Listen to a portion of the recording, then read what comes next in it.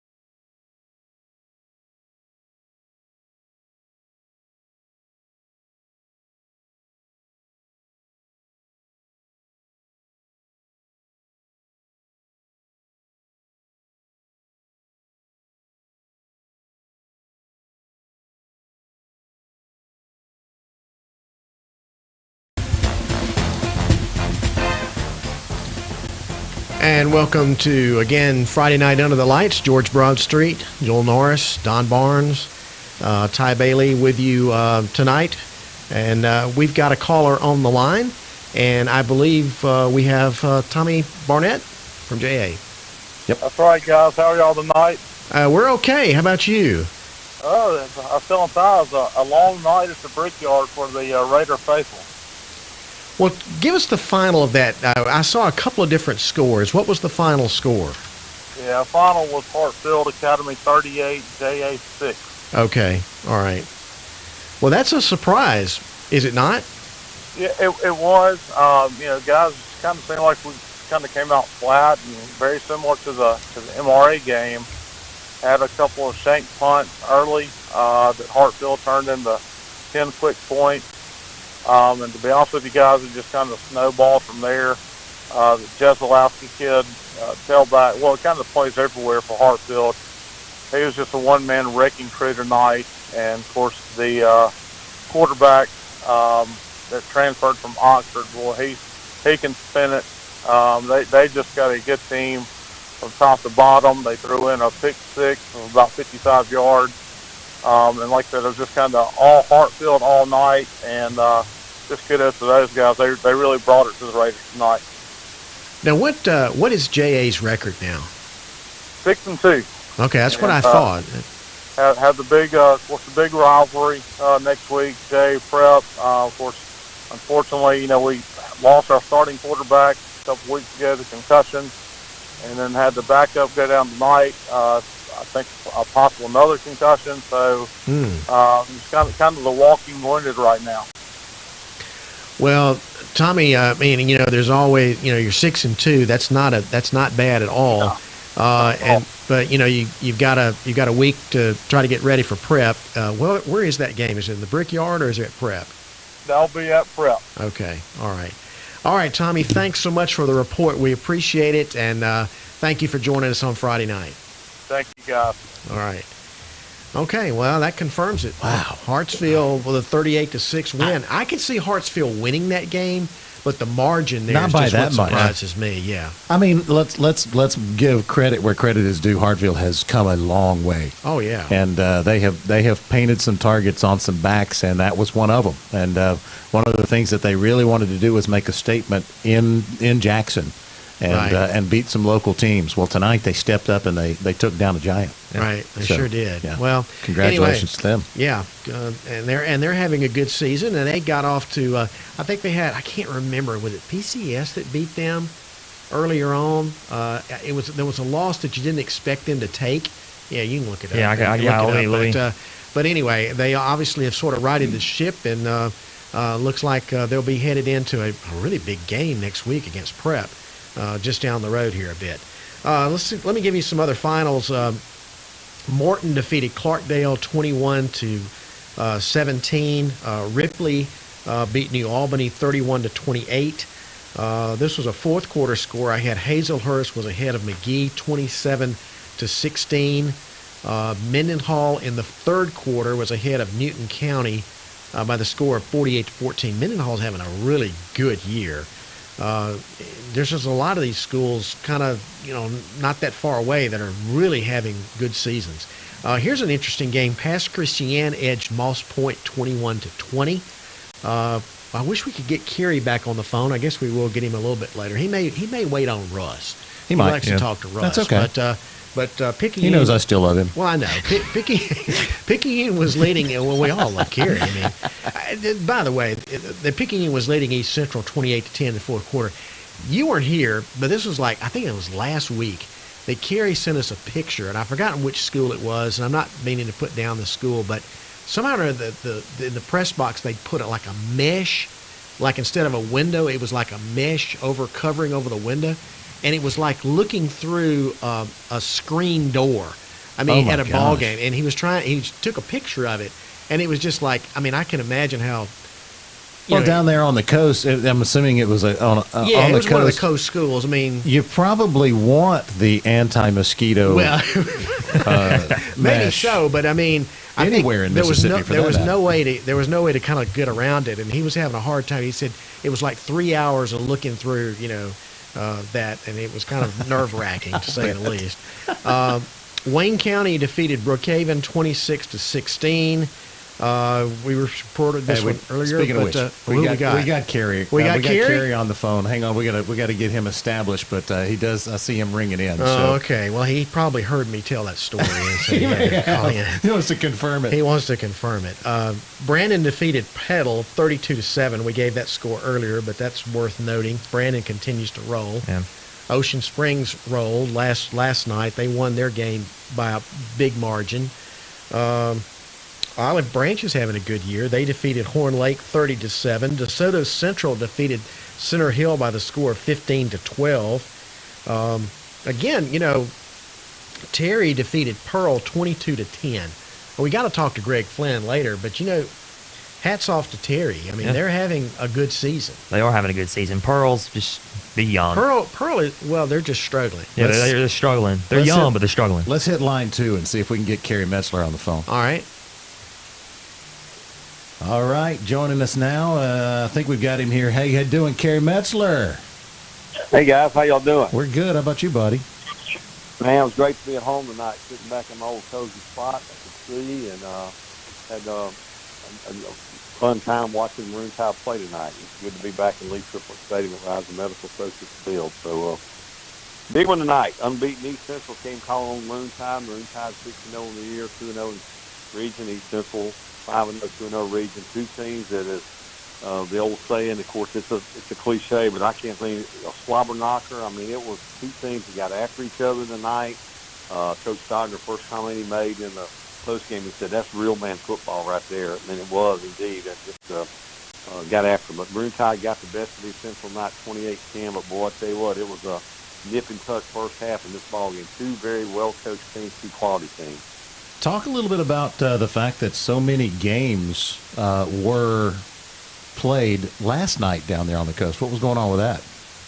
Well, you got, quote, fall break, a.k.a. we don't want to mess with cruising the coast. So cruising the coast has just turned into one of the Gotcha. big events There you go. of the state. So there's so many people who aren't going to go to school. They're going to go to cruising the coast. Traffic is snarled. It's really bad, and it's a great event. It brings in a lot of revenue to the Gulf Coast down along Highway 90, all the way from Bay St. Louis all the way over to Ocean Springs, and so it's a big event. And they just elected to call it Fall Break.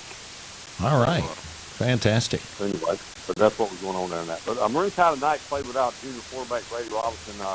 Had an injury from last week's game, held out tonight for precautions. But Darrell Smith, sophomore, who's not a quarterback. He hadn't played quarterback since Pee Wee football.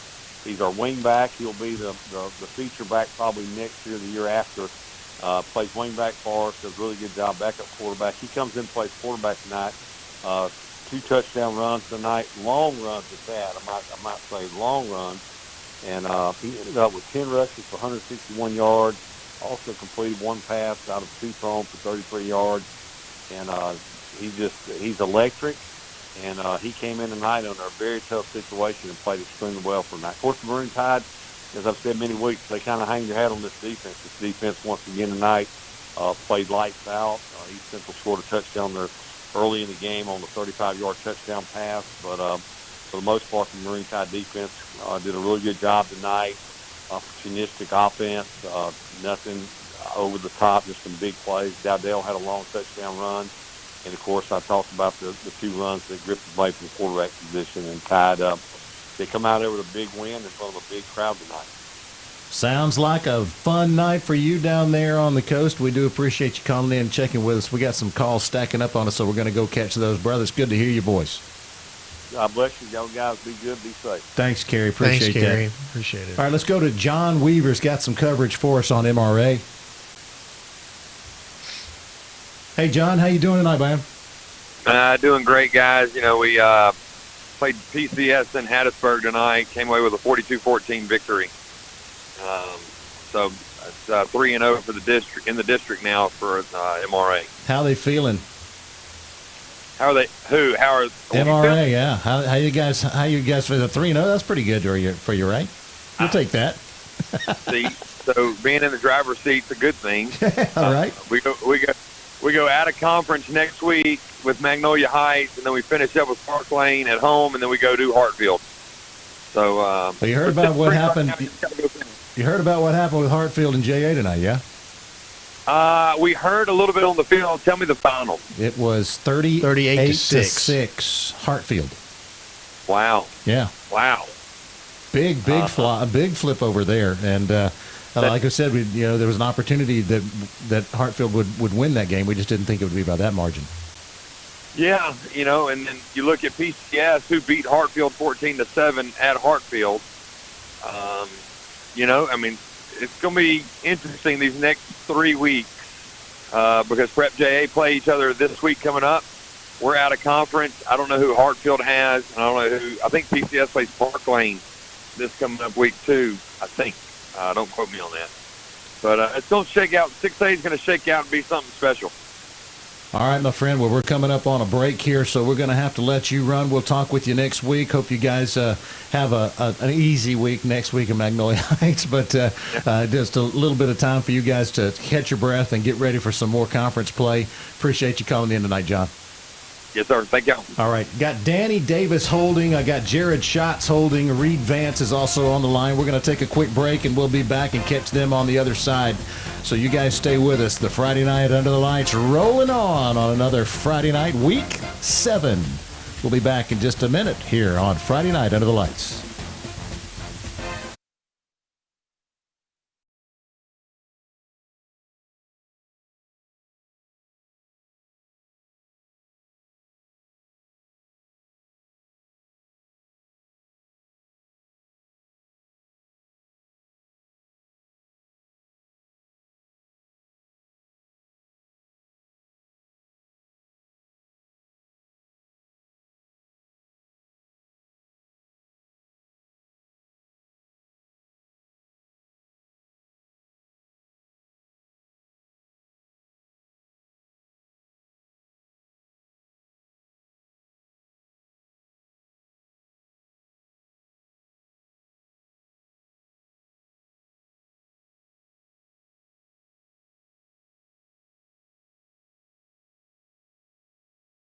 Find answers at BBBOOKWORKS.com.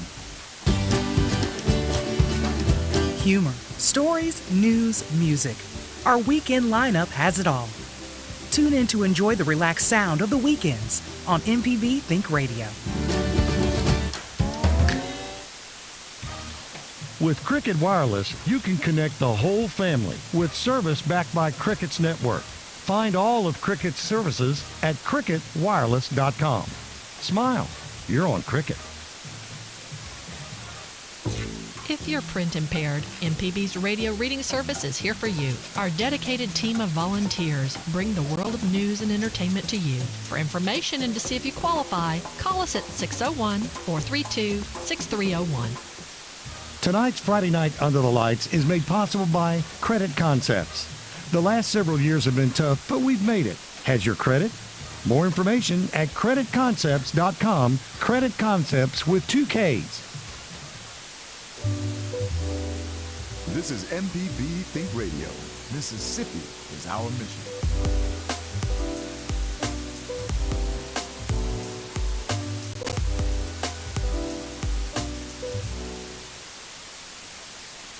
Tonight's Friday Night Under the Lights is made possible by Credit Concepts. The last several years have been tough, but we've made it. Has your credit? More information at creditconcepts.com. Credit Concepts with 2 Ks.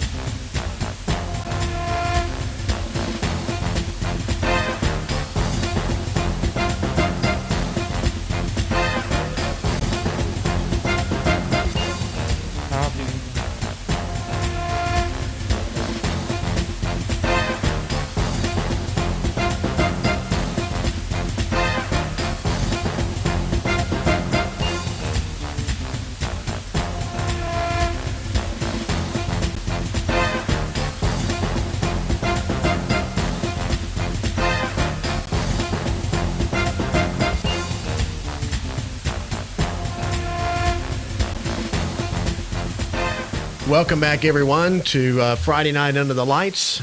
George Broadstreet, Joel Norris, Don Barnes, and Ty Bailey. Russ Robinson will be joining us in just a few moments. But we've got another hour and a half of conversation about high school football in the state of Mississippi. I think we've got some callers on the line. Let's see, do we have, who do we have first? Jared Schatz. Let's see if we've got Jared on the line. Jared Schatz is on now. All right, Jared, you with us? Hey, gentlemen. How are y'all tonight? Fine. How about you? Man, a happy Maverick crew heading back to Gluckstadt. A big upset win tonight. We beat Oxford 26-16. Wow.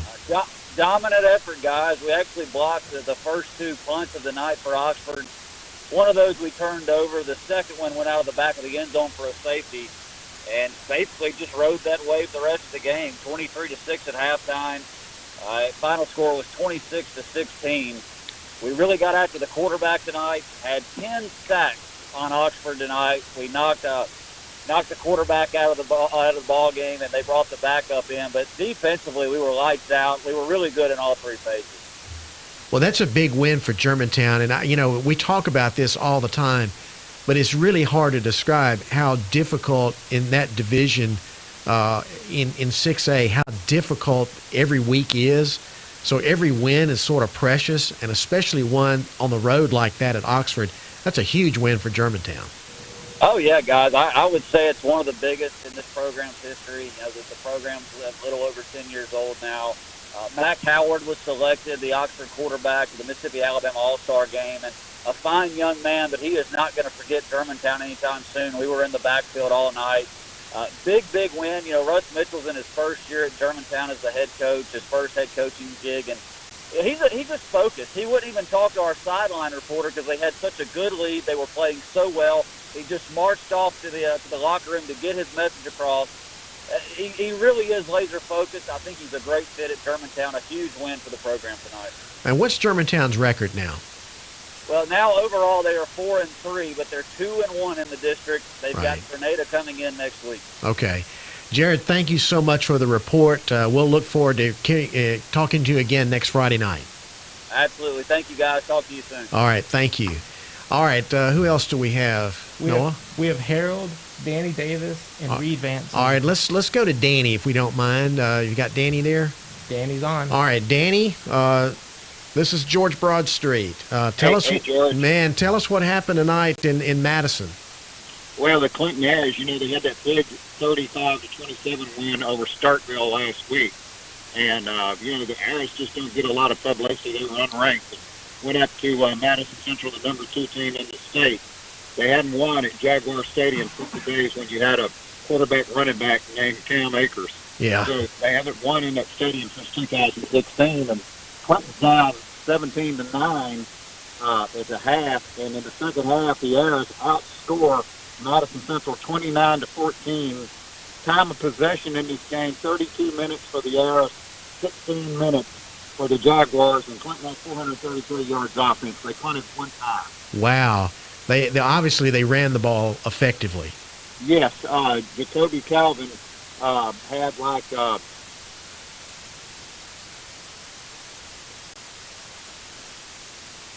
he had 175, 28 carries for 3 touchdowns. Wow. And then you had Juan Taylor in the backfield, so Madison Central started keying on Jacoby Calvin. They gave it to Juan Taylor, but the game winner helped Clinton win. Juan Taylor Clinton went for it on 4th and 2 at Madison Central 46 with 58 seconds left. They didn't want to give it back to the Madison Central offense, and Juan Taylor had about a 5-yard carry for the first down, and that iced it. Wow.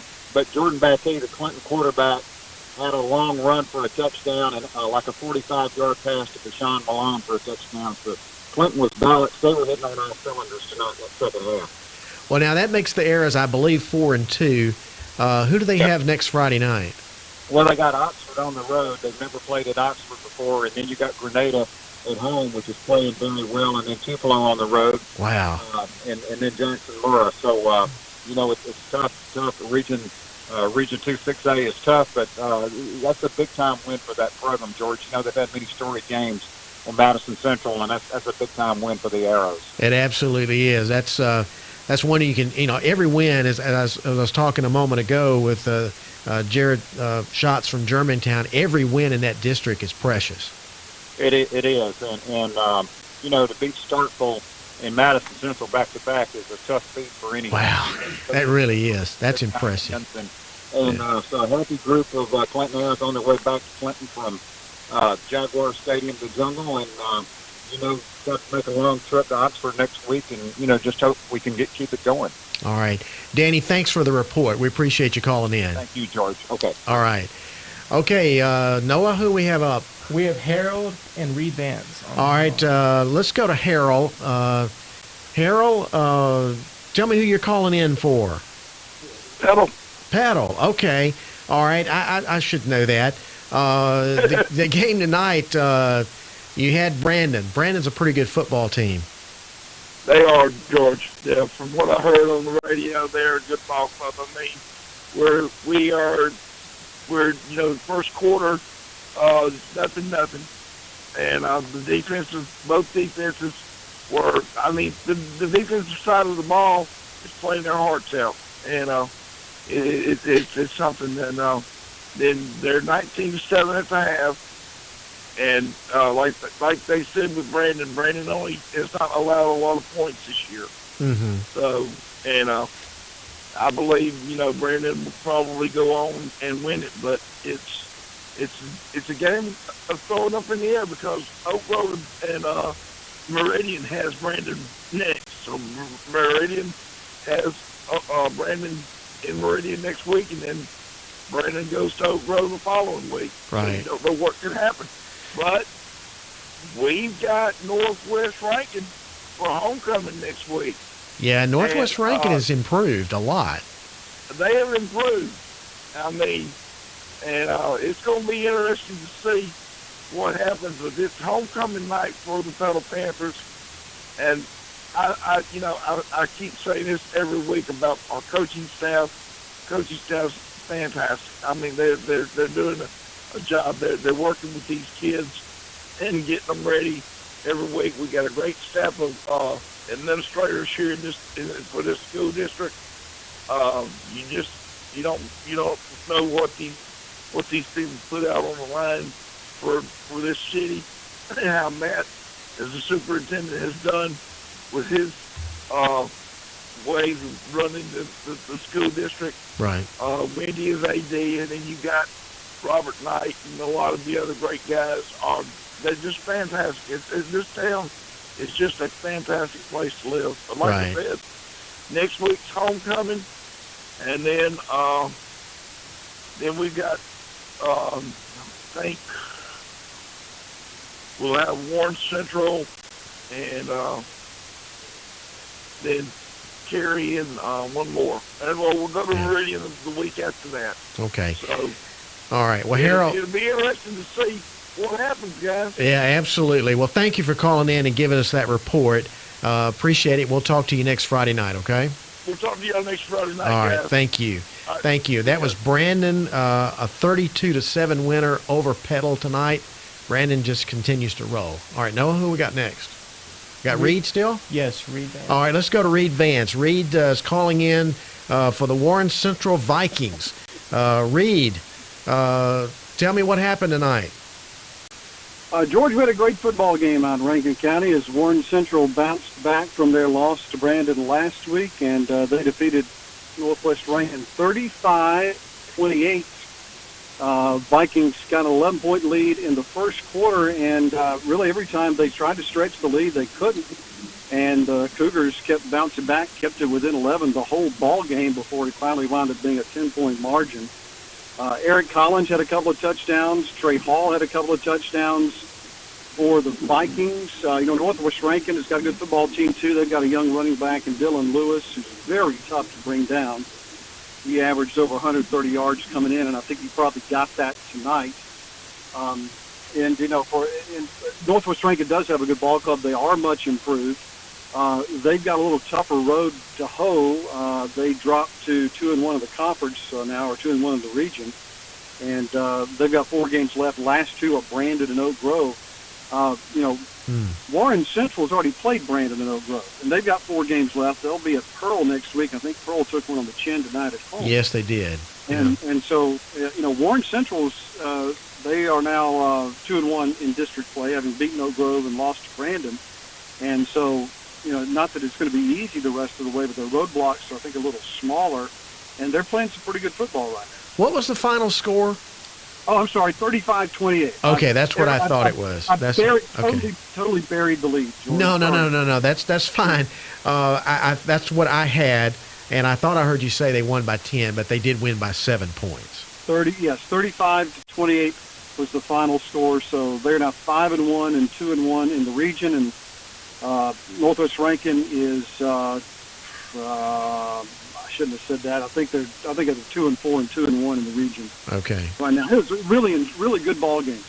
All right, Reed. Thank you so much for calling in. We've got a break coming up, and we need to break away for that. But thank you for calling in, and we'll talk to you next Friday night.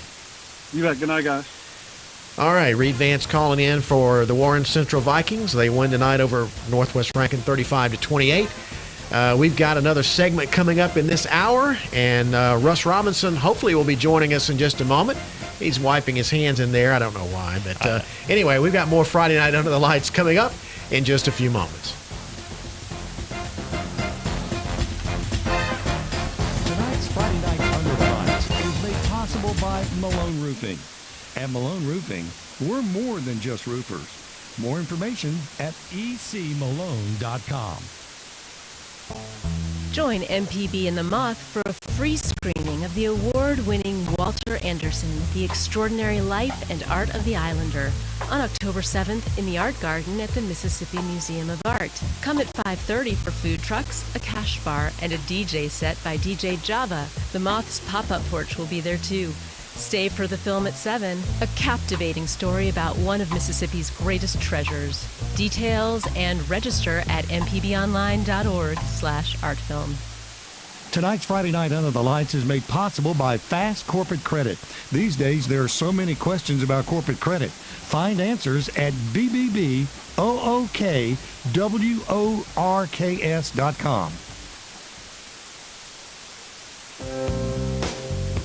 Do you drive a vehicle? Then you'll find autocorrect helpful, especially on Coach Charlie's Tip of the Week. Listen to our podcast with me, Coach Charlie Melton, on any podcasting platform or on the MPB Public Media app. With Cricket Wireless, you can connect the whole family with service backed by Cricket's network. Find all of Cricket's services at cricketwireless.com. Smile, you're on Cricket. Tonight's Friday Night Under the Lights is made possible by Credit Concepts. The last several years have been tough, but we've made it. Has your credit? More information at creditconcepts.com. Credit Concepts with 2 Ks. This is MPB Think Radio. Mississippi is our mission.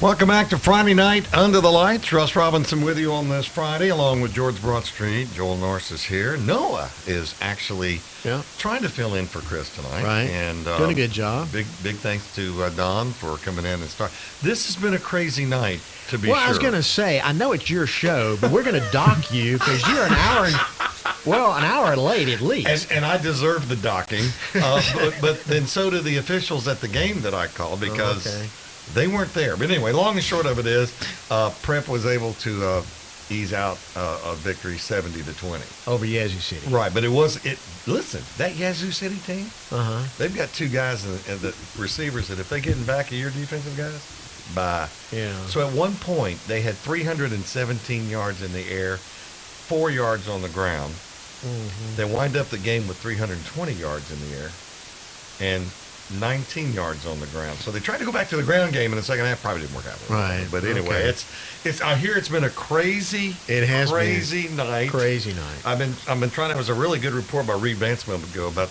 this Warren Central team is for real. You know, I mean, we're going to be talking about these guys late. And I said I was going to start with Ray Coleman because apparently, Danny's been calling. Yeah. People from Clinton been calling me going, you got to find out what's going on. And Ray texted me and said, I got some great stuff. So Ray Coleman, Sugar Ray, joins us on Friday Night Under the Lights. How crazy did it get out there tonight? To kind of give you some perspective, man, the Clinton Arrows haven't beat Madison Central since a guy named Cam Akers played there. Yeah. Those who follow football, Cam Akers plays in the NFL now. So that's how long it's been.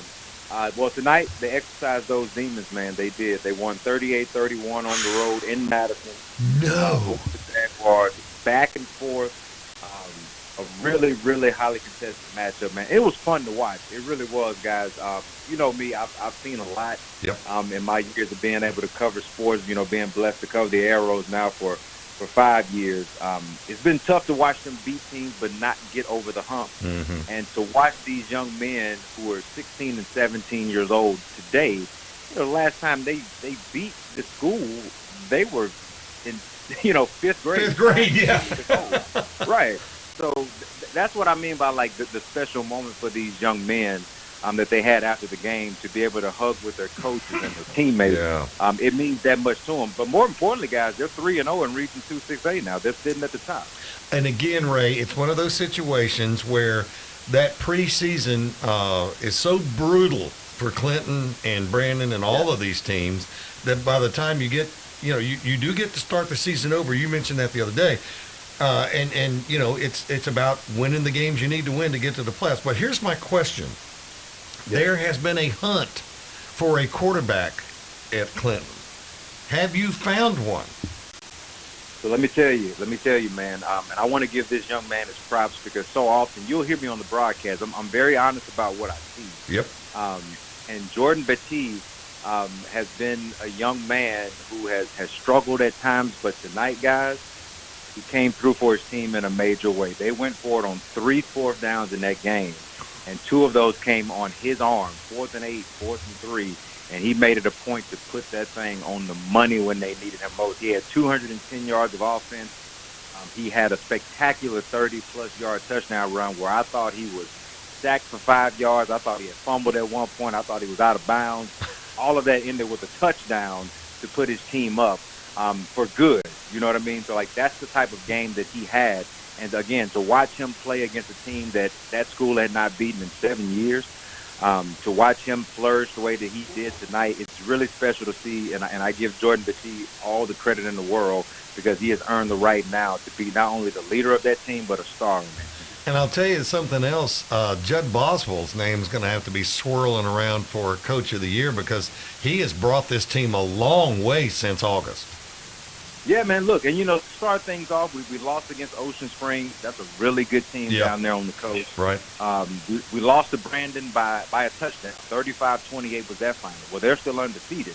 Those are the only 2 losses on the Clinton Arrow record, man. They've gone on down to beat Germantown, Starkville, Madison Central, and they have Oxford next week. So, like I said, they're sitting in the driver's seat to where now, man, if they win 2 more games, we're talking number 1 seed in Region 2-6A already locked up. So, like, that's the kind of accomplishment that they have now and the work that they've already put in as they move forward throughout this season. Wow. I mean, we weren't even talking like this back the first 2 weeks of the season. We were just hoping to get Clinton limping in to possibly the playoffs. And, you're right, Ray. I mean, it's been a while since they've beaten Madison Central. And, I'm sure they're dancing in the street in Clinton right now because you knocked them. And at their place, that's what makes it even more bizarre. And you know what's funny, man? You would think that after all of that they would be dancing in the streets. And I'm sure some people are, and rightly so. They should be. It's a major win. But Chris Collins, our sideline guy, made it a point to kind of listen in. And he said the only thing that Judd asked his young men to do was enjoy it, enjoy it for a few minutes, few hours, whatever that looks like, but be careful over the weekend. It's team first, it's love first, the care that he has for these young men. It goes beyond that football field. It really does. So what was the final? I think we lost him. Yeah, it was 38-31. 38-31. Wow. What a... Yeah. I'm going to call that an upset. Oh, yeah, it's an upset, no question about it. Well, thank you, Ray. We lost you there for a minute. Who else we got? We got plenty of callers. Yeah. No shortage. We got Greg Flynn, Josh West, and Mike from Hattiesburg. Okay, all right. Let's go with, I think Josh got in before Greg. I was back there with Todd just a second ago. And so I'm assuming Josh West, another night at the office for you and Tri-County. You would assume wrong, my friend. Whoa! You would assume wrong. It was anything but a night at the office. Do you want the PC by the book? Do you want that report, or do you want a little bit more of a colorful report? We want the truth. That's what we want. We want the truth, but we can't handle the truth. No, the truth is not pretty. ACCS. First off, let's get all the particulars out of the way. ACCS won the ball game 21-20, and they had 14 unanswered in the fourth quarter. We went up opening drive of the second half, went up 20-7, felt good about it, but not too good. And then they got a couple of short fields and converted. But here's what I'll say about the game. Their quarterback's phenomenal. Their program's first class. David King won his 100th game as head coach at ACCS. They average, I think in his 25 years now, he averages over 10 wins this season in 15 of those 25 years. Goodness. They've been in the semis every year since 2016. Remarkable program. So they beat us by 1 for the second year in a row in the regular season. He goes and speaks and shakes hands with every one of our guys after the game.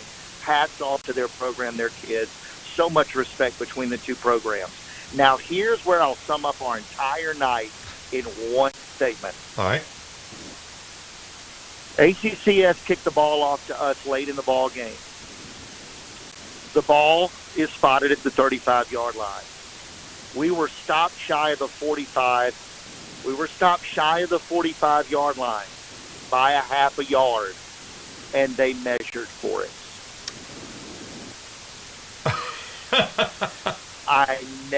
It was insanity. I never in my life thought I would be a crew. Let's talk about it first. Let's meet for a couple of minutes and then go measure when the ball's not at the 45, boys, in no way it can be a first down. And it wasn't. Now, I will say it was closer than a half yard it was less than a half yard from the stick. So that means that the side judge spotted the chains after the kickoff out of bounds, shy of the 35. Oh!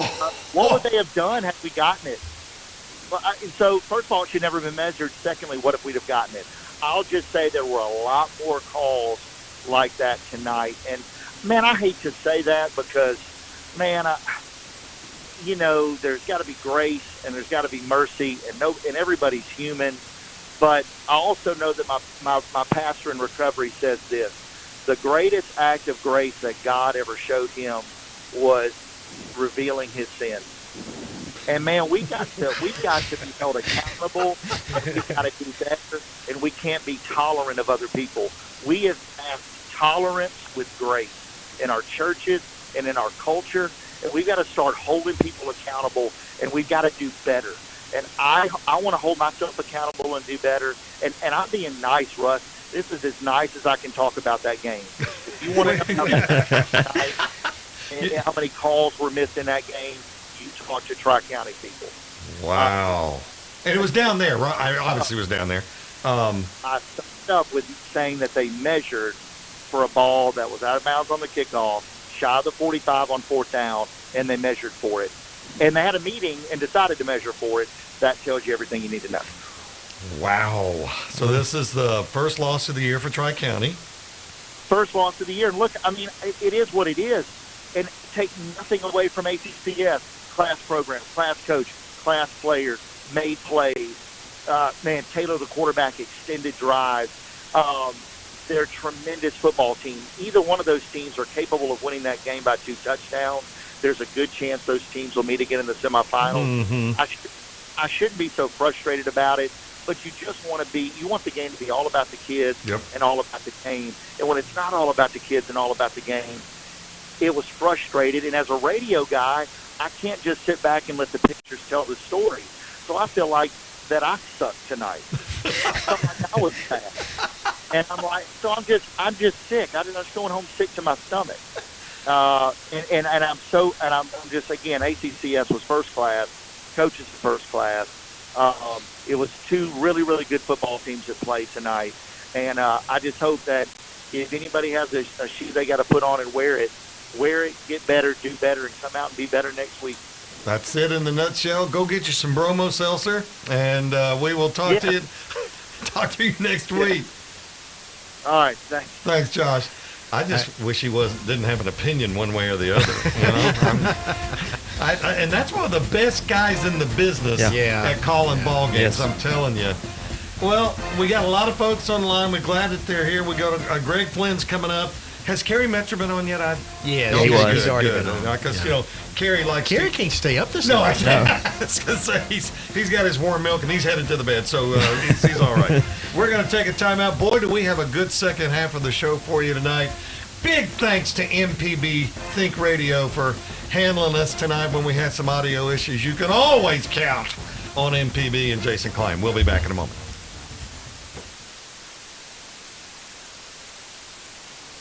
Tonight's Friday Night Under the Lights is made possible by Malone Roofing.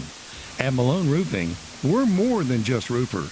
More information at ecmalone.com. Tonight's Friday Night Under the Lights is made possible by Credit Concepts. The last several years have been tough, but we've made it. Has your credit? More information at creditconcepts.com. Credit Concepts with 2 Ks. With Cricket Wireless, you can connect the whole family with service backed by Cricket's network. Find all of Cricket's services at cricketwireless.com. Smile, you're on Cricket. Tonight's Friday Night Under the Lights is made possible by Fast Corporate Credit. These days, there are so many questions about corporate credit. Find answers at bbboookworks.com. This forecast is underwritten by Blue Cross and Blue Shield of Mississippi and the MyBlue mobile app for people on the go. More at bcbsms.com. Remaining in the forecast, we have the cooler air mass streaming in too. Looking ahead toward the early and middle parts of next week, fairly quiet, but it looks like we may start to work in some showery weather by Wednesday night. In the Oxford area through the early morning, fair weather, our low dipping to the upper 40s. We'll hit the low 70s for Saturday and Sunday with a good deal of sun. In the Greenwood area, partly to mostly cloudy for the early morning, a low near 50. We'll hit the mid to upper 70s with plenty of sun for Saturday and for Sunday too. Cloudy as the night goes on in Pascagoula, a low 65. Hitting the low 80s with some sunshine for Saturday and for Sunday too. I'm Jennifer Naramore. This is Think Radio. This is MPB Think Radio. Mississippi is our mission.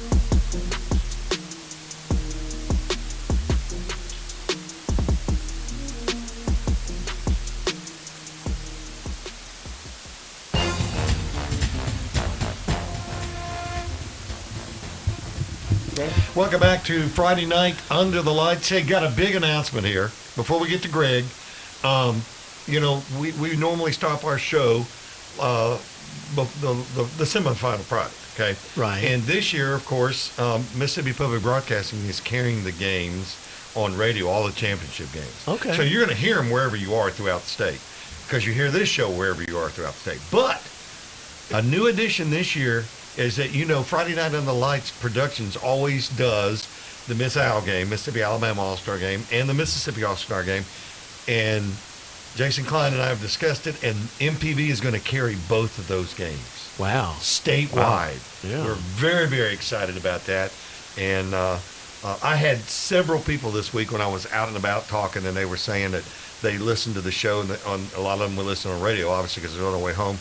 And they just left it on MPB the rest of the week. Right. And they said, it's really good stuff. And Yeah. I said, well, you sound like you're stunned at this or something. You've only been around 100 years. But anyway, they're going to carry the All-Star games, and we do appreciate that. And speaking of All-Stars, let's bring in Greg Flynn, who's got to have an All-Star headache. Hey, Greg, how you doing? Oh, Russell.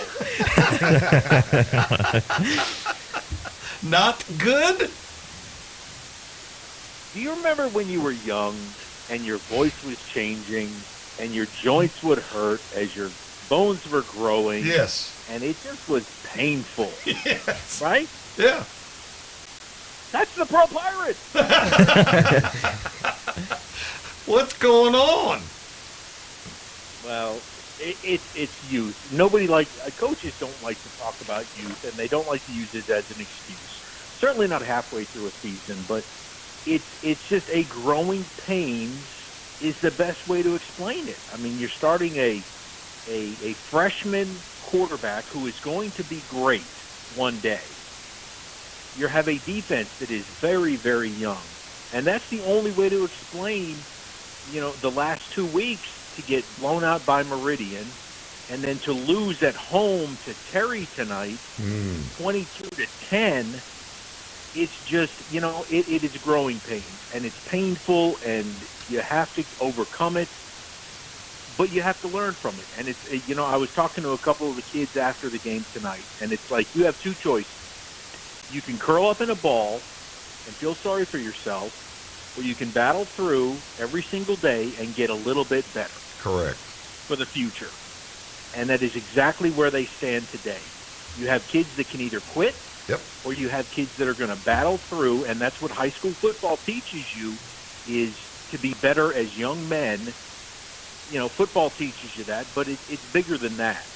And there's a lot of Pirate faithful, there's a lot of Pirate Nation out there that are going to be embarrassed and all kinds of things by losing at home to Terry 22-10. But it's a test of your faith. It is a test of your will Character. To get better and to trust in these young men, because they're going out there playing every single night. Terry is very, very talented. They have three unbelievably talented young players in their quarterback, in their running back, Sharansky Johnson, and their wide receiver, O.J. Marshall, who is just phenomenal, 6'3", 185. They're very, very good. But, it's just that Pearl is not right now playing at the level to be able to compete with these folks. Mm-hmm. Well, so it is very, very tough. I know a lot of people are going to wake up tomorrow or even tonight and say, oh my gosh, Terry beat them 22-10. Right. Terry is very, very talented. Pearl is just in a transition phase where they've got to overcome their youth. And they will. But they've got to, it's like you said, even the growing pains, even on the growing pain days, you had some good days, because you were developing those bones. But you were, and I will tell every Pirate person, and I will tell every high school fan, in 2015, when Pearl made the move back to 6A, they went 4-7. They went 4-7 back in 2015. In 2016, with all the young players, they got to the state championship game and lost to Cam Akers. I heard Ray Coleman earlier. Pearl made it to that championship game and held their own with Clinton in 2016, and then won the state championship in 2017. Yep, it's a process, Greg. It's a process. It is a process. And you're going to have nights like tonight. And and the thing for people to understand is for sportscasters, it's difficult to see your team go down, and you got to keep everybody up, and you need to keep everybody up. But you know what's going on down there, and you just you can't do anything about it. But you got to call what you see. And you had young kids. I mean, they had first and goal. Pearl had first and goal from inside the 1. They snapped the ball over the quarterback's head, and now it's second and goal from the 20. Yeah. Whoa. Yeah. And see, they'll outgrow stuff that. Like that. Yeah. You're right. You're right. Well, very quickly, where are they going to be next week? Are they back home? Well, God bless it. I just heard you talk about them earlier, and they get Warren Central coming to Ray Rogers. Oh, man. Whoa. So you'll see. So it's a chance. Hey, you know what? It's a chance to get better and try and be back at 2-2 in the region. There's all that possibility. Warren Central, they always play well against them, so we'll see what happens. But it is a test of adversity, and again, it doesn't matter. You just have to get better and overcome. Every young person can learn that. Well put, my friend. Thanks, Greg, for staying up with us, and thanks for hanging in there with those Pirates, and we'll be talking about them a good bit pretty soon. Thanks, we'll talk to you next week. No doubt. We couldn't score 70 like Jackson said. Well, it took 8 hours to do it, but we did it. Thanks, man. All right. Alrighty. Bye-bye. Russ, I almost feel like you're doing a counseling session tonight for broadcasters. I mean, you're doing a good job. But, hey, that accounting degree is really paying off. Yeah. Therapy. All right. Yeah. Let's go to Mike. Yeah. Mike from Hattiesburg is on the line, and I think I just got that score shot to me. It looks like Hattiesburg defeated Florence, which that's a nice win for Hattiesburg. It really is. Mike, welcome to Friday Night Under the Lights. That is a big win for you guys. Oh, Russ, that is a great win for us. 3-0 in the region, that is exactly where you want to be at this time. And, that tough non-region schedule is paying off. Mm-hmm. But the play of the game tonight was Hattiesburg was leading 21-14, had the ball in their own territory, 4th down and 1. Coach Vance calls timeout. Don't know if he wants to punt or go for it. After conferring with his coaches, rolled the dice, went for it on 4th and 1. Scores, makes it 28-14. And Florence tacked on a late touchdown, and Hattiesburg recovered the onside kick. So the Tigers win, absolutely. And let me tell you, he knew probably that Florence could get the ball and tie it up if he punted. Right. So he rolled the dice, and if he makes it, it's a great call. If he don't make it, everybody's on him saying he should have punted. Right. So, can't win either way. Can't win either way, but Russ, you and I know, don't ever question Tony Vance. No, sir. No, sir. I'll tell you when I learned that lesson, Mike, when they had that center named Jelly Bean, and he told me to take a snap from him. It's the best he'd ever seen, and he broke 4 of my fingers. I said, I'll never doubt Tony Vance. Yeah, we had him on the show last week. Just a great guy and one of the best high school football coaches in this state. And the call tonight would back that up. So congratulations. Now, you're in a good spot. Where does this spot take you for next week? We are at home next week against Brookhaven. Got a chance to be 4-0, and after tonight, there's only one other team undefeated in our region, and that's West Jones, and we still have to play them in a couple of weeks. So, like I said, that non-region schedule that we played when we started off at 4 is paying off big time. You're right, Mike, and that's why Tony does that, and that's why he gets wins like tonight. Gonna cut you loose, my friend. Enjoy your weekend, and we'll talk to you next week after that ball game. All right, guys, y'all have a great weekend. Thank you, Mike. All right. We got Matt Timms on the hold, Joseph Craven, and Granny. All right, let's get Joseph Craven in here because Hartfield, who he does the ball games for, a big win tonight, George. Huge win. I mean, we talked about that a little bit earlier, but 38-6 win over JA, maybe Hartsville's biggest win in quite a while. Would you agree with that, Joseph? Yeah, I think you guys have summed it up. I'm just going to go ahead and hang up. You've already done the job. No, don't go away. No, we need a happy broadcast. That's right. It's been a little sultry around here the last hour or so it's kind of pick us up. Yeah. I'm glad I didn't have to follow up Greg Flynn. He's over there like giving like a lecture about building character and all. I'm like, I don't know. I get out. I'm like, well, we ran the ball good. I don't know. That PhD is really paying off for him, but don't worry about that. Right, yeah. But no, you're right. This is a huge victory for Hartfield. I think if you had asked any of us if we would expect to have a running clock at JA situation, we would have called you an idiot. There's just no way. So huge victory for sure for the Hartfield Hawks. Joseph, the Hawks have lost several key players from last year's team. You and I have talked about that off air. But it looks like to me that this part of the season, this team is starting to really come together as a team. They've got some tough games left on the schedule. But, you beat JA like that at JA, your team's coming together. They are. And I'll tell you, I want to, commend two young men that we have on the team that have been a part of the team for a few years now, but have really stepped it up on both offense and the defensive side. One of those being Reed Jaslowski, one of the best athletes you'll see, definitely in the MAIS, probably across the state. 6'3", 210-pound wide receiver, running back. He's been playing running back, or starting in the running back position the last few weeks. And the Hawks have really reaped the benefits. It's been the slowest part of the offense to get started so far this year. They're finding their footing there. But I also have to commend a young man named Gage Sorey, a senior safety who also plays wide receiver, and MAIS 6A leading 9 interceptions. His ninth one coming tonight where he collected a ball at about midfield and returned it all the way for a pick six. Those two young men have been catalysts of bringing this team together. Who was the quarterback for JA tonight? The quarterback tonight was Maddox Greer. Okay. Who started, but sadly enough, he did take a hard hit and get knocked out of the ball game.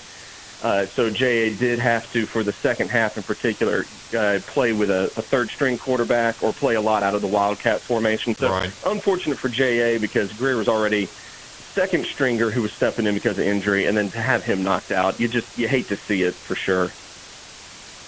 Well, it's a big win tonight for Hartfield. You got some tough ones coming up, and I think it's great because it balances out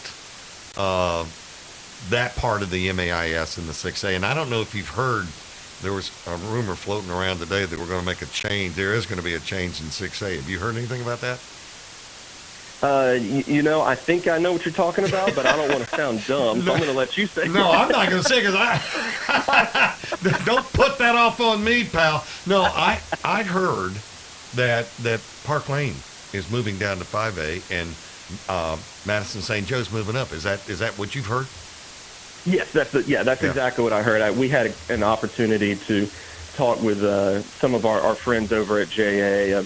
I worked at JA for a few years, had a lot of good friends still over there, and we were just, chatting a little bit afterwards, and that was the rumor that popped up as well. So it'd be interesting to see how that shakes out for sure. And when we've talked about it, and we talked about it on the show as well, but the 6A just has a lot of parity this year. Yeah.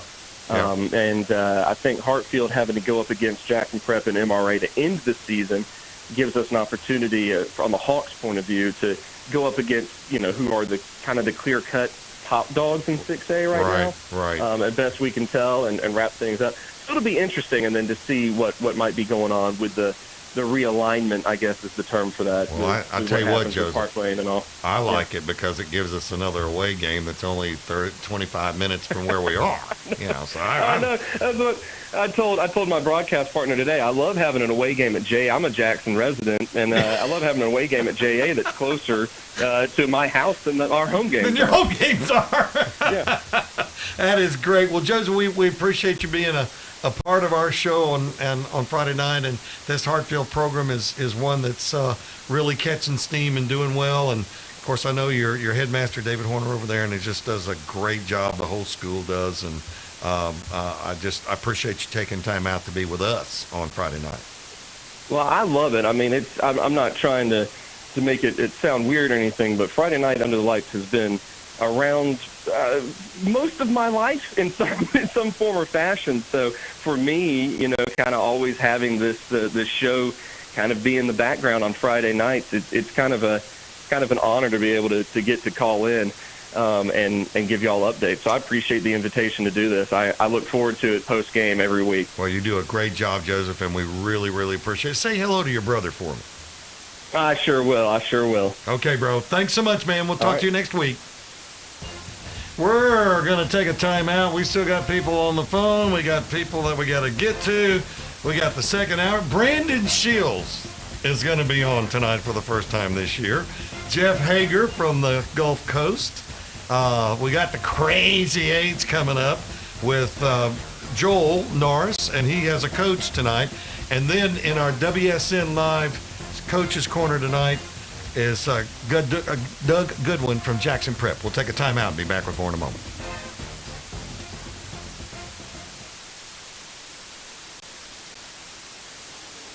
Tonight's Friday Night Under the Lights is made possible by Malone Roofing. At Malone Roofing, we're more than just roofers. More information at ecmalone.com. Discover everything MPB Think and MPB Music Radio have to offer with just the sound of your own voice. Ask for the one you want by name. For news, great storytelling, humor, games, and more, say smart speaker, play MPB Think Radio. For musical selections ranging from a dozen genres from classical to bluegrass, jazz to adult alternative, say smart speaker, play MPB Music Radio. Tuning in is easier than ever. Just ask for the one you want by name. Say smart speaker, play MPB Think Radio. Tonight's Friday Night Under the Lights is made possible by Fast Corporate Credit. These days, there are so many questions about corporate credit. Find answers at BBBOOKWORKS.com. Southern Remedies, Relatively Speaking, is a show that explores issues that relate to you and your family. To find out what we're all about, subscribe to the podcast by using any podcast app or by downloading our MPB Public Media app. Tonight's Friday Night Under the Lights is made possible by Credit Concepts. The last several years have been tough, but we've made it. Has your credit? More information at creditconcepts.com. Credit Concepts with 2 Ks. This is MPB Think Radio. Mississippi is our mission.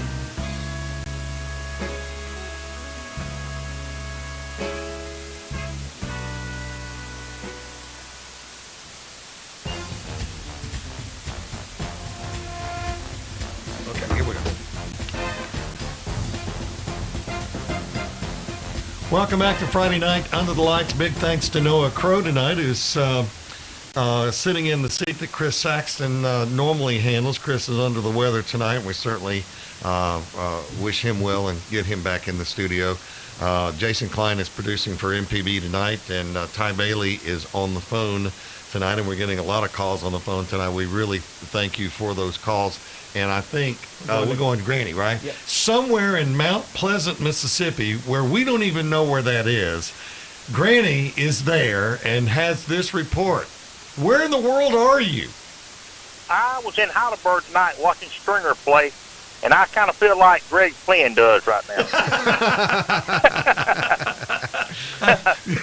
We were just talking about, George had mentioned we might ought to get an antidepressant medicine to be a sponsor of the show. I might need it right now. But, yeah, it's growing pains. You know, we've got a new coach, Norman Johnson. You might remember his daddy over at Mount Olive. He coached the McNair boys. I do.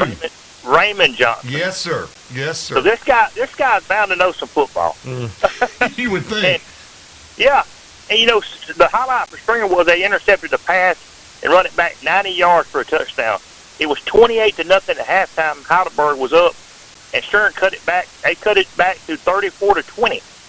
And they had the ball, 4th and goal from the 10-yard line. It was going to make it a 7-point game, and they took over on downs. Heidelberg stopped them. But if they score right there comes that onside kick. We could have tied it up. Oh, yes. But I tell you what, it wound up being a pretty good game. But Stringer is going through some growing pains. Heidelberg's going to win this division. Stringer hadn't played at Heidelberg in 30 years, Russ, and they in the same county. Same county. I mean, it's been 30 years since they've been over here, and but it's getting better. We're making strides with Coach Johnson, and I think we're in good shape with this guy. Well, and you mentioned Heidelberg. They've gone through a coaching change this year during the season. Yeah. Coach Burnett. We had him on the first week he was here. He was coaching, the head coach. We got him on Friday Night on the Lights. Really super guy. And did not know exactly where Heidelberg was going, but he said, he had some tough games up ahead of him. But that must have been a good. And yeah, I think you could probably call Greg, and y'all could probably just sit around and chew the fat for a little while. But that's why they play the games. I can't believe those teams haven't played in 30 years, and they're just right down the road from each other. Well, they played last year at Stringer. I was talking about going to Heidelberg. They hadn't been over there in 30 years. Oh, okay. But they in the same division now, and. Heidelberg might next week. It's going to be a great game. Stringer's got North Forest. Stringer wins next week. It's homecoming at Stringer. They're going to be in the playoffs. How about that? That's why you keep your kids up, because there's still so much to play for. And that's right. You're looking at playoff positions, and that's where it gets fun. Granny, we're going to let you go. We got some calls to get to, but man, congratulations on at least getting in there and hanging in there with them. Yeah. And there's better days ahead. Thank you, Russ. Thanks, Granny. Do you want Matt Timms, Jeff Hager? Yeah, Matt Timms. Yeah, and hey, Matt. I talked. Matt and I texted a little bit today, and he had a couple of games you want to look at. But Matt, this is a good Canton Academy team that not many people know much about. Why is that? I don't know, Russ. Can you hear me? Yes. Yeah, you're fine. Okay, good. I want to make sure I have a good connection. I don't know. They've been battling, pretty hard for the last couple of years. And last year they went to the state championship and, lost. But this year they bounced back and were undefeated going in a couple of weeks ago, and they lost. They just got going both ways. They got worn out against Tri-County. That's their only loss. They bounced back, had another big win last week, and then again this week against Clinton Christian. But they have got talent on that team. They have, one of my notes was they've got a good combination of upperclassmen and up-and-coming young players that are starting to get some playing time and make some plays. But I don't know why, not too many people are talking about them. One of their big guns is Chris Hunter. He had another big game tonight. But the story of the night was they had 4 interceptions, 3 of them in the first half, and that was Clinton Academy's calling card coming in. They had a good passing game and had scored some points, quite a few points on other teams, but they just got shut down tonight. They would drive the ball, get down the field, and have a pick. E.J. Luckett opened up the game with a 93-yard pick six, and that kind of set the tone. They just punched him in the mouth, and from then on, they dictated what happened in the game. What was the final score? 44-21. Okay. Clinton Christian came back late and had a late touchdown against the second-string defense. But do you think this team at CA has a chance to go deep in the playoffs? I think they do, and that's what most everybody's talking about is they will go deep in the playoffs, but they're thinking going back to the championship game. Well, and they've got the horses. Chris Hunter had close to or over 300 yards rushing, but he had a 84-yard TD reception, so he's pushing 400 yards total offense. Tonight? Yes. One game. And, Russ, you won't believe this, he had a 95-yard kickoff return called back on a holding penalty that was on the other side of the field that didn't have any influence on the play. You need to call Josh West. Yeah. Well, he knows. He saw him a couple weeks ago over there, and they had a good game. But Josh told me that Chris did real good. He just ran out of gas in the fourth quarter, and Tri-County was able to put another couple touchdowns on. Yeah. Well, Elson, we appreciate it. You know, I've been hearing things about Canton Academy, but nobody really, could answer it. But you did tonight, as you always do. Keep an eye on this team because we want to see if they I think personally they get into the championship game and they may win it this year. Who knows? Yeah, I think so too. But the main thing they got, their new coaching staff has pumped some new life into them. Yeah, that's what I've heard. That woke the players up. All right, Matt. Thanks so much, my friend. We appreciate you so much. All right, brother. Y'all take care. All righty. Matt Timms with us here. Let's see. What do we got? Ooh, my goodness. Are we already almost at 11:30? Yeah, we are. Who's on the line? John Weaver and Jeff Hager. All right. We're going to get to Jeff after the 11:30 break. So, Jeff, hang on with us. John Weaver, an MRA, who I was very impressed with last week, joins us now here on the Friday night Under the Lights. And, John, you were headed down to Hattiesburg by way of half of the state earlier this afternoon and just going all over the place. But this Bobcat team is a lot better than people give them credit for being. What happened down there tonight? Yeah, I called in earlier, but I called back because I specifically wanted to speak to you since we were talking on my journey from Hattiesburg from North Mississippi. Yeah, man, we went down there 42-14 tonight. Defense showed up really well. We scored fast. We scored the first touchdown tonight in 58 seconds. Played and went 80 yards. So, just took care of business tonight down in Hattiesburg. I saw where y'all took care of business with prep really easy. I got in the truck and I was like, 70-20. Wow, a lot of points. But you know what, John? It wasn't. It was 28-20 at one point. And I'm telling you, Yazoo City's got some athletes. They got some wide receivers, and they'll burn you. And they burned us. They had 314 yards in the first half in the air. Jeez. But they ended the game with 330-something in the air. So, wow. Yeah, they got shut down. But John White, I'm assuming, had a good game. Yeah, he did. John White threw touchdown passes to Rivers Godwin, Jeremiah Short, and Ben Horner, all three of our starting wide receivers. So that was a good night. And we had a defensive touchdown, pick six from J.J. Latham again. That's the second one in 3 weeks for him. So, it's setting up to be a crazy last 4 weeks. You and I have talked about this at length. Tonight was a shocker with Hartfield J.A., that score. Yep. And then next week, I know it's going to be fun over there for y'all.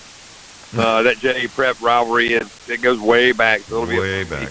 Yep. And they'll put this one tonight behind them, and they'll be ready. Because I mean, it's like Texas, Oklahoma. It just. Yeah. Well, Elson, you get some sleep tonight, and you might want to walk a little bit over the weekend instead of being. I probably will. The drive from Brandon to Sturgis to Hattiesburg, back to Madison, all in one day. Coach Walker's in here with me. I had to have somebody ride back with me.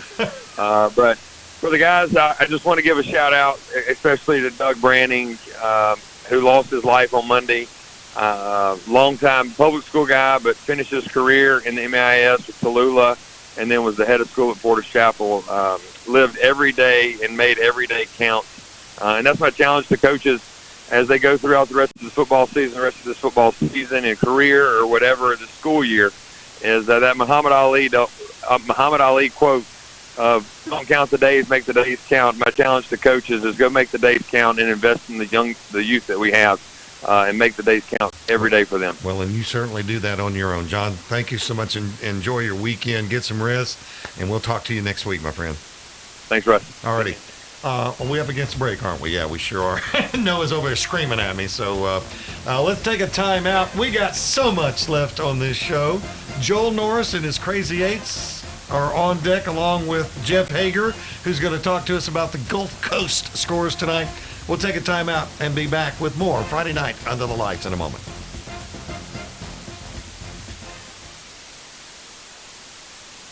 Tonight's Friday Night Under the Lights is made possible by Malone Roofing.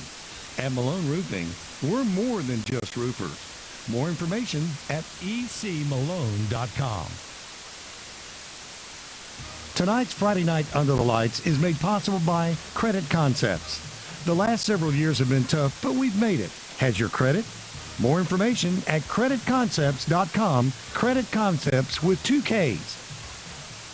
Hi, Larry Morrissey with the Arts Commission, reminding you to tune in for the Arts Hour.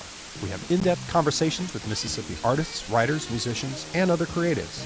The Mississippi Arts Hour every Sunday at 5 on MPB Radio, or download it as a podcast. Discover everything MPB Think and MPB Music Radio have to offer with just the sound of your own voice. Ask for the one you want by name. For news, great storytelling, humor, games, and more, say Smart Speaker, play MPB Think Radio. For musical selections ranging from a dozen genres from classical to bluegrass, jazz to adult alternative, say Smart Speaker, play MPB Music Radio. Tuning in is easier than ever. Just ask for the one you want by name.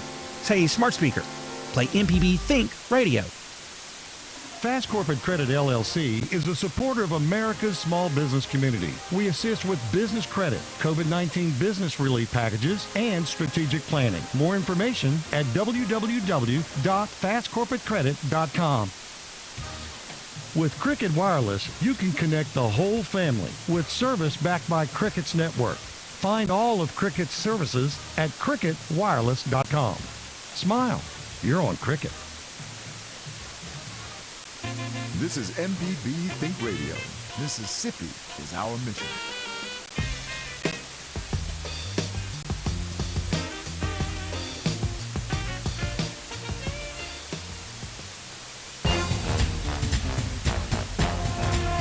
Texas by 3 tomorrow. Welcome back to Friday Night Under the Lights. Russ Robinson along with George Broadstreet, Joel Norris, Noah Crow, Ty Bailey back on the telephone, and Jason Klein in studio here at MPB. And we made this announcement a moment ago. It's worth making, and we'll keep doing it.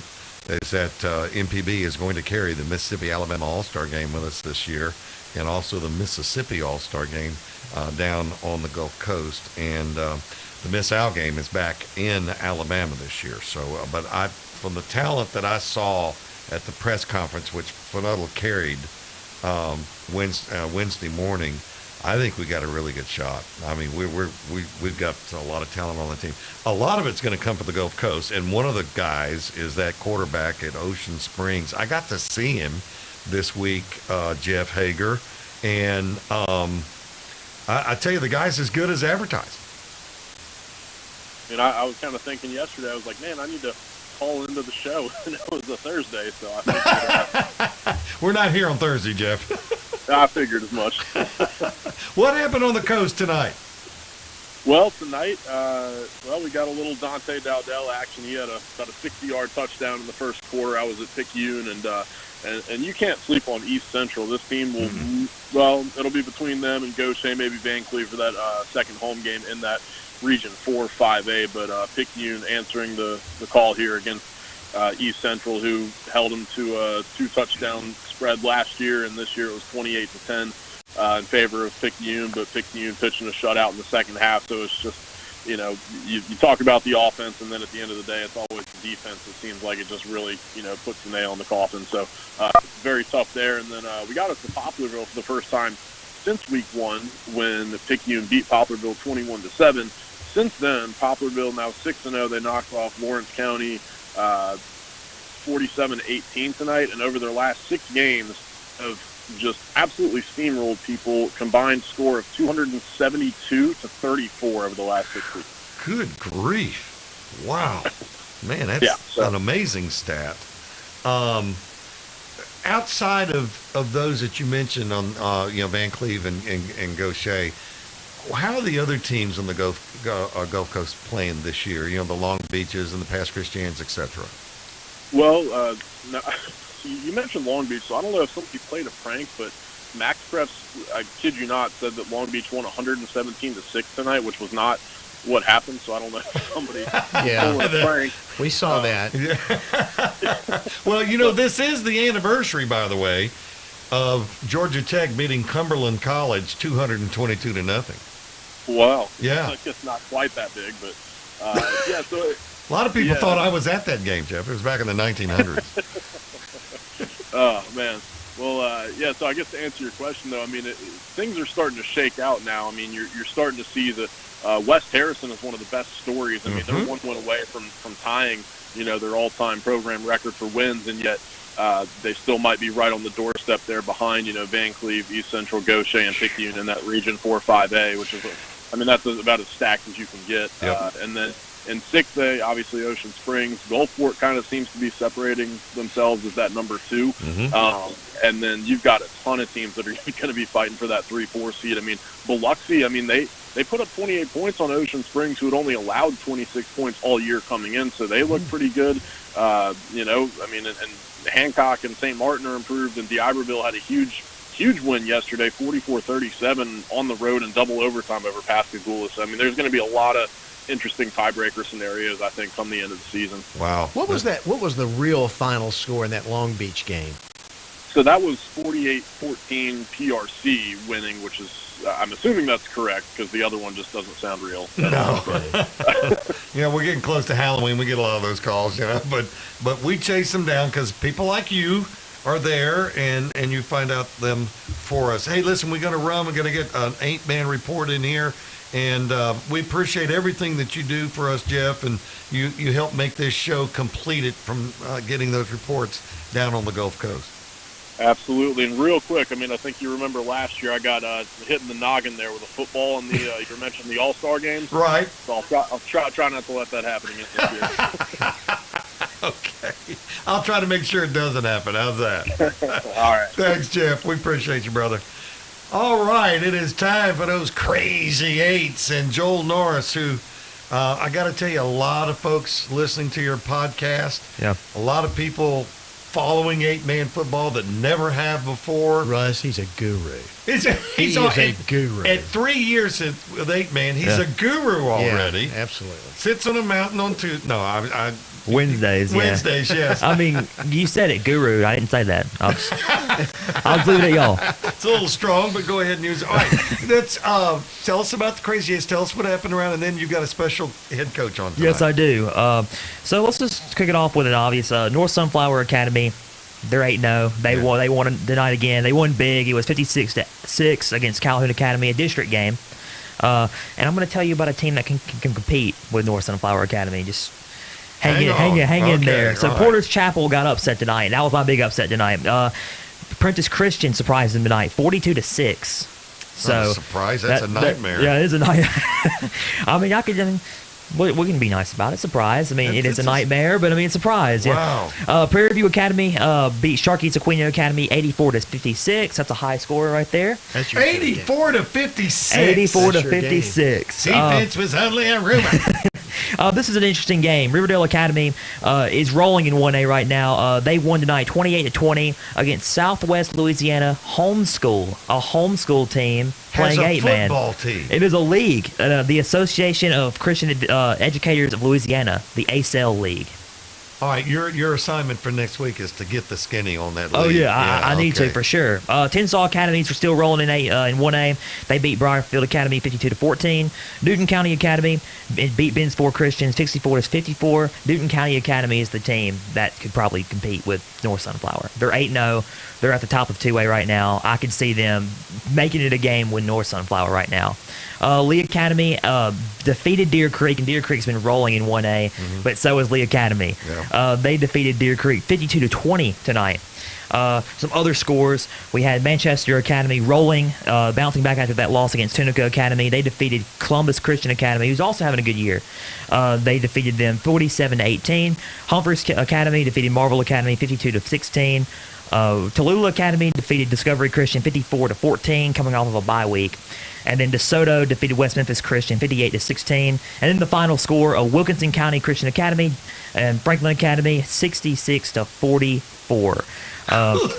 So Wilkinson County Christian got the win, and I had their coach on. Great. So Wilkinson County Christian Academy coach Randy Holloway. Coach Holloway, how are you doing tonight? Welcome to Friday Night Under the Lights. Man, I'm doing well, Joel. Thank you all for having me on. And guys, you need to show old Joel some love, man. He does coverage and giving us a shout out when nobody knows we can exist. Well, I appreciate it. Thank you. Yeah. Talk about your team, actually. I mean, replacing two starts players like Andrew Sessions at quarterback and Roderick Bailey at halfback. Talk about your players. You said you're fairly young. And congratulations on the win tonight. It was a huge win because you're on your way to the playoffs in 1A. So talk about just tonight's win and just talk about your team overall. I mean, tonight's win, it showed up a playoff berth for us. And coming into the season, Joel, we lost 90% of our offense, 88% of our defense. So we had a lot of holes to fill. At the beginning of the year, we got hit in the mouth pretty good, and I can't say enough about our team. We come to work every day, prepare, getting ready for the next week, and we've really turned it around. And we beat some good teams. We competed with Newton Academy. We've given them their best game. We beat CCA, who's 6-2. So I can't say enough good things about our team right now. You're talking about your team. They're fairly young. I mean, you said you lost 90% of your offense and half of your defense. Talk about the leaders on your team right now. Even though it's a young team, talk about the leaders on your team right now and who's just stepping up for you guys.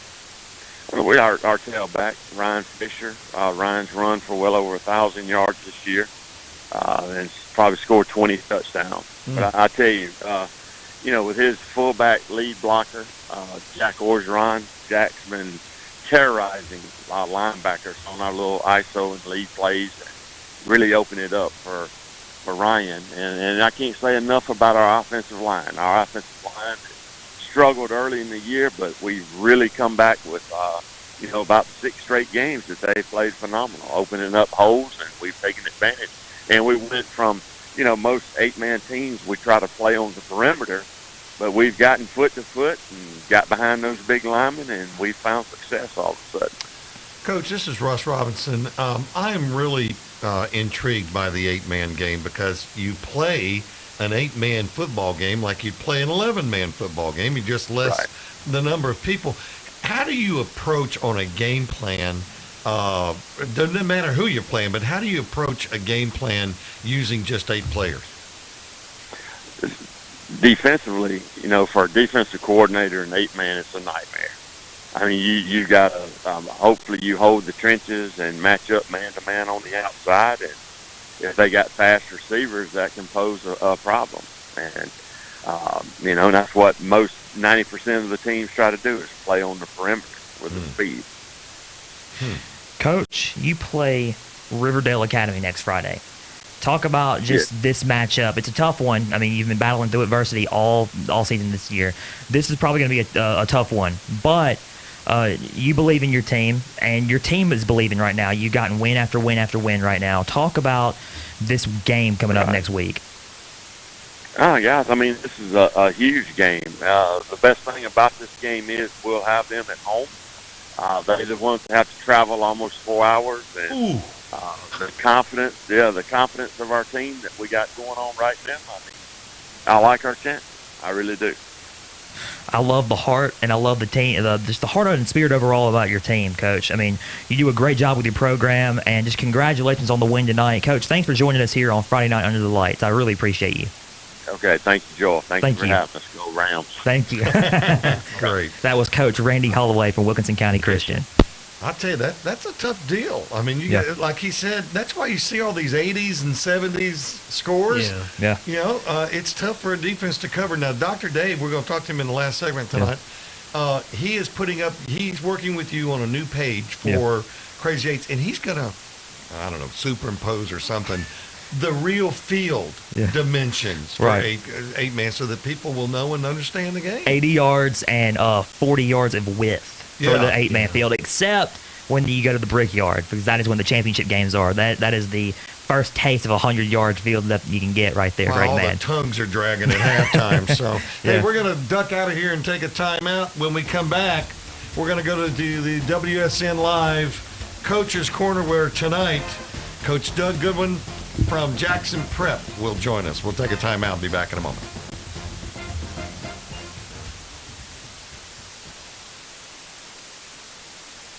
Tonight's Friday Night Under the Lights is made possible by Malone Roofing. At Malone Roofing, we're more than just roofers. More information at ecmalone.com. I'm Dr. Jimmy Stewart. On the original Southern Remedy, the doctor is always in and ready to take your questions about your health care. The show is available as a podcast. To subscribe, search for Southern Remedy on your favorite podcasting app. Tonight's Friday Night Under the Lights is made possible by Credit Concepts. The last several years have been tough, but we've made it. Has your credit? More information at creditconcepts.com. Credit Concepts with 2 Ks.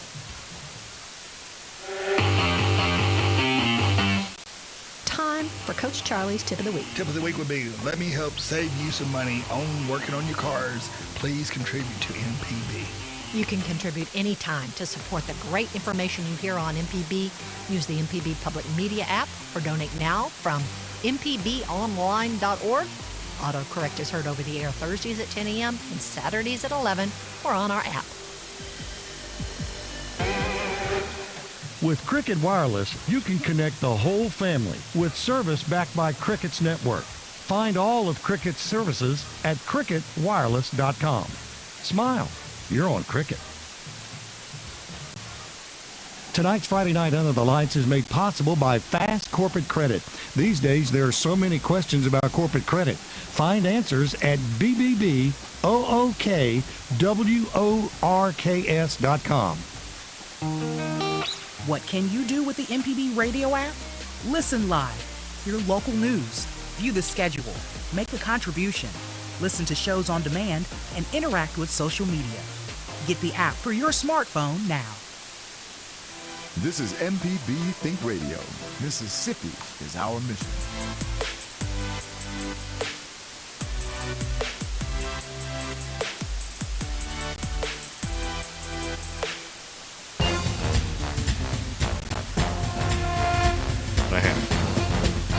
Welcome back to Friday Night Under the Lights. As we wrap it up, WSN Live is the streaming service that FNUTL uses, and that's they're sponsoring the Coach's Corner tonight, and I'm waiting to see he's not on yet. Okay, so George, while we're waiting to get Coach Goodwin on, let's go over some scores that maybe you haven't given. All right, well, let's give you. There's a lot of big games. Germantown defeated Oxford tonight, 26-16. That was one of the bigger games. Tupelo edged Starkville 24-17. Picayune and East Central, that was a big matchup. Picayune won 28-10. Clinton upset Madison Central 38-31. It was Hartfield defeating JA 38-6 was the final there. Jackson Prep over Yazoo City by the score of 70-20. We mentioned Adams County Christian defeated Tri-County tonight 21-20. MRA beat PCS by the score of 42-14. Brandon defeated Pearl by the score of 32-7. Warren Central edged Northwest Rankin 35-28. I think you got your caller now. Yes, Coach Doug Goodwin joins us now. He is the head coach of Jackson Prep. Good evening, Coach, and thank you for staying up with us tonight. Oh, good evening. You're welcome. We'll talk about tonight's game a little bit, but let's go back and kind of tell me what drew you to Jackson Prep. Well, when I was coaching at Ole Miss, and I decided I wanted to get back into high school, and a friend of mine who's the head coach at Pillow High School, Jim Crowder, he used to be one of our assistant coaches when we were in Birmingham, and he told me, Coach, you need to check out Jackson Prep. Jackson Prep's one of the best jobs in the state, and so I didn't know much about it. I'd heard about it because of the championships and the games that they had won when Coach Black was here, and so I asked John Miller, who was our football operations director at Ole Miss, if he knew anything about it, and he had great things to say about it, and he knew somebody that was on the committee, and so I talked to him, and I interviewed, and one thing led to another, and a year later, here I am. We kind of, you and I were talking off air when we were doing the pregame show the other day, and I was asking you about all these rivalries. You're going to really run into one Friday with JA, but and I said, how hard is it for you to get into all of these rivalries? And I thought your view on that was pretty good, because you said at the end of the day, it's a football game. Yeah, it is, and I've been fortunate to have been in several big rivalries, over the course of my career. So, and they're all special to the people that are involved, and they're all special in their own unique way. But you can't lose sight of the fact that you're playing a football game, and the same things that win other football games win those football games. You gotta block people, you gotta tackle, and you gotta execute. So you can't lose focus of that and get caught up in it being a special game, so to speak. But at the same time, you appreciate the rivalry and the passion that the people, most of the fans, have for it. It's tough to get a team up after they lose a game. You lost a game last week, first one this year to MRA. How difficult was it to get these guys back up? I thought our guys did a great job tonight. Monday was kind of a down day. They were still kind of feeling sorry for themselves a little bit, and but Tuesday was better, and Wednesday was better than Tuesday. We were pretty sharp yesterday, and tonight we had an official snafu. So the officials were late getting there, and so we had a 45-minute delay starting the game. But I thought we came out and executed really well on offense. Special teams were really good. We gave up some big pass plays, and in the first half to them, and the game was, even though we had scored, I think every time we had the ball in the first half, the game was only a two-score game there at halftime, and so I really didn't feel good about it until we were about 4 scores up. But and that's kind of how the score got as high as it was. But I thought our guys did a great job of focusing and executing, especially with the distractions and coming off a loss last week. Well, one of the biggest jobs for coaches, I think, is to make adjustments at halftime. And I don't know what adjustments that you all talked about tonight, but you made some, because you shut the passing down. Well, you shut everything down in the second half, and was able to win the game 70-20. And that doesn't look like the game was close at all, but you and I know how close it was. Yeah, it was. We scored 42 points in the first half, and I told the coaches, I don't think I've ever scored 42 points. It felt like the game was close, at halftime. But we did. We had scored 42 points, and we felt like, because of the speed at which they scored. I mean, they had a 1-play drive, they had a 2-play drive, they hit some, and both of them were long passes. Yeah. And so Coach Brewer and the defensive staff did an awesome job at halftime. They made one adjustment, and when they made that adjustment, it created a whole different scenario in the second half, and then our offense kept executing, and the score, we got the game in hand.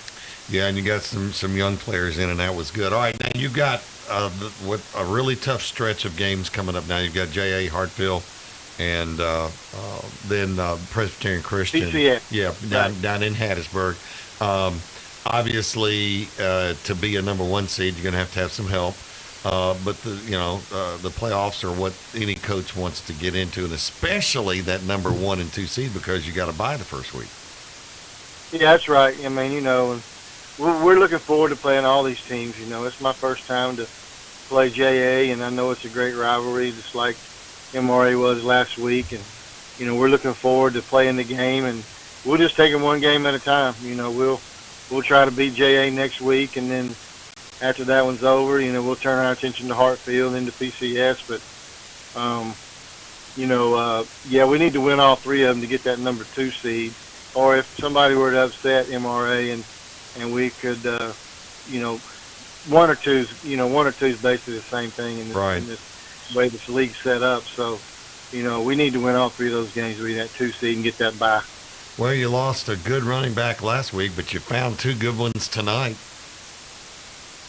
Yeah, we lost Lake last week, and football is a game of attrition, and when somebody goes down, it's got to have a next man up mentality. And I thought Coach Gideon stepped in, did a really good job tonight. And Owen Ishii had a great game. He had like 100 yards rushing. The offensive line blocked really well for him, and we also ran Micah Stallworth at running back a little bit tonight. And I think Micah could be a really good running back if he weren't so valuable for us on defense. And then we also ran Nathan Wern a little bit, and he's a quick little guy. So, we did a little experimenting tonight with some different guys, and hopefully, we'll get the right combination of guys in there for the next several weeks.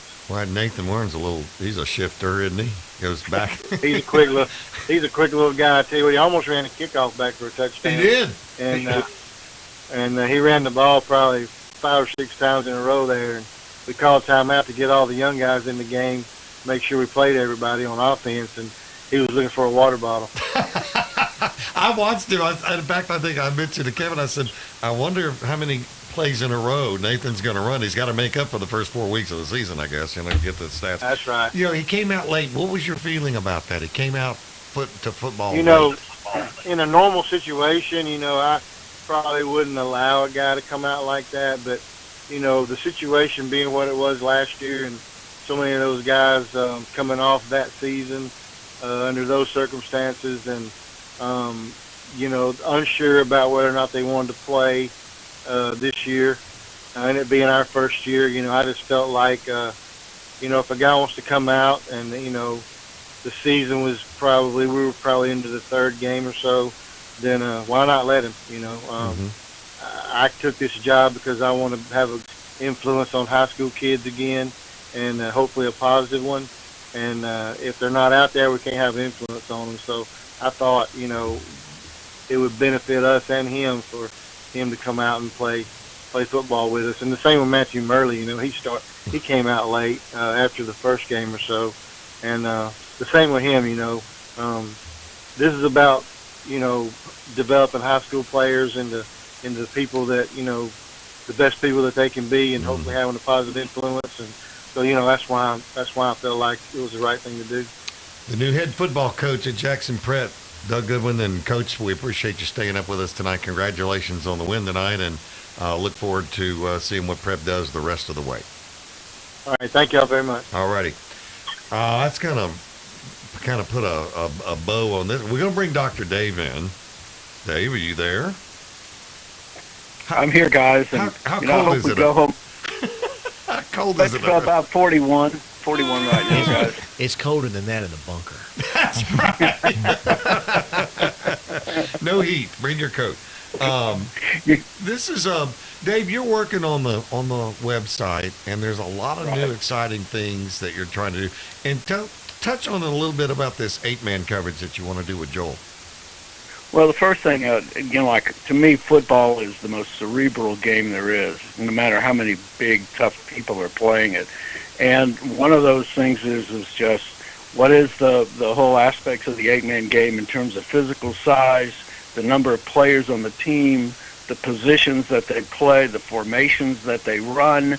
I think all of those things are fascinating if you're a football fan. And so Joel and I are working together to kind of put that up on the website for anybody who's really as interested as we are in it, to be like a primer so that they understand the game as well as they understand the 11-man game. Well, we're going to cut you loose. We want to talk about that more next week. We're out of time. Good night, everyone, from Friday Night Under the Lights.